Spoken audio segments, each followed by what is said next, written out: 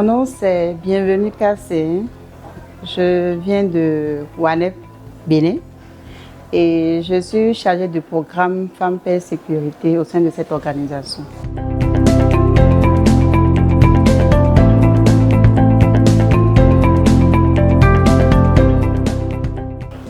Déjà au niveau du Bénin, ce qu'on peut dire en premier comme résultat que nous avons pu avoir, c'est l'adoption d'un plan d'action national pour la mise en œuvre de la résolution 1325. Après ça, c'est déjà aussi qu'il y a eu certaine vulgarisation de ce plan au niveau du Bénin. Et donc, il y a quelques organisations de femmes et quelques autres organisations qui sont également informées de ce qu'il y a un plan, une résolution comme ça qui a été mise en œuvre, qui a été adoptée par le Conseil de sécurité des Nations Unies. Et à part ça, on peut dire également qu'il y a eu le renforcement des capacités des femmes pour devenir des médiatrices au niveau des communautés. C'est l'adoption de différentes lois visant protection et lutte contre les violences basées sur le genre pour préserver certaines dignités des femmes et de certains hommes également, des personnes marginalisées plutôt. Et autre résultat aussi qu'on pourrait bien citer, c'est l'accès des femmes à la terre. C'était également un défi auquel il fallait travailler. Donc pour ne citer que cela.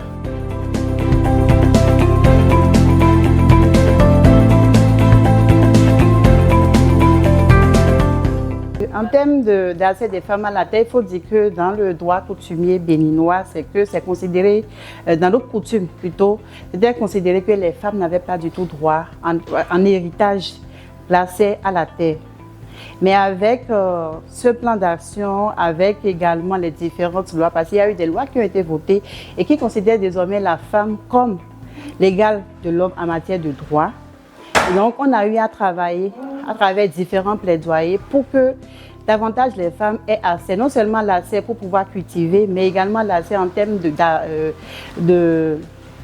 d'aliénation de cette terre-là.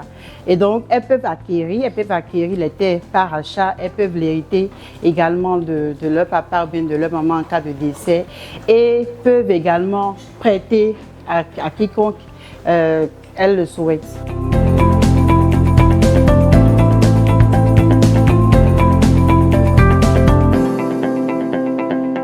Alors, en termes de défis, déjà, c'est le temps que nous avons mis avant d'aller à l'élaboration puis à l'adoption du plan d'action.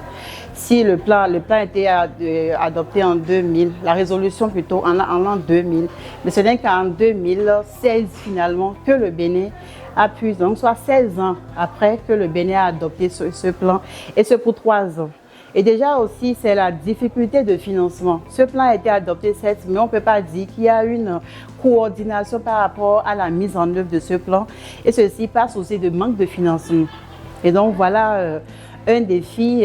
L'autre défi aussi, c'est vraiment dire, il y a quelques organisations qui sont informées, mais tout le Bénin aujourd'hui, on ne peut pas dire, si vous prenez 100 personnes, tout le monde, vous ne pouvez pas avoir peut-être 30 qui sont véritablement informés de ce qu'on a une telle résolution qui travaille effectivement pour la participation, l'implication des femmes dans tout le processus de résolution des conflits.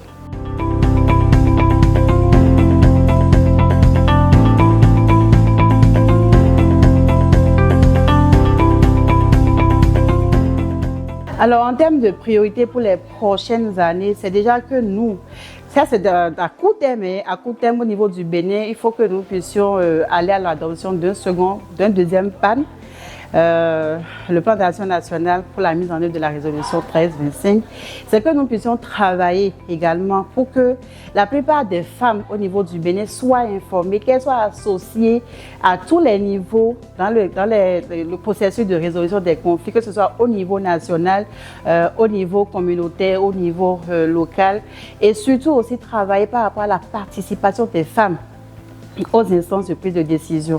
C'est vrai que nous avons eu une avancée au niveau de la législation, au niveau de l'Assemblée nationale, mais au niveau communautaire, nous faisons vraiment davantage ce plaidoyer pour que, quand on parle de conseils communaux au niveau du Bénin, qu'on ne nous dise plus il y a 0 femme au niveau de ces conseils communaux.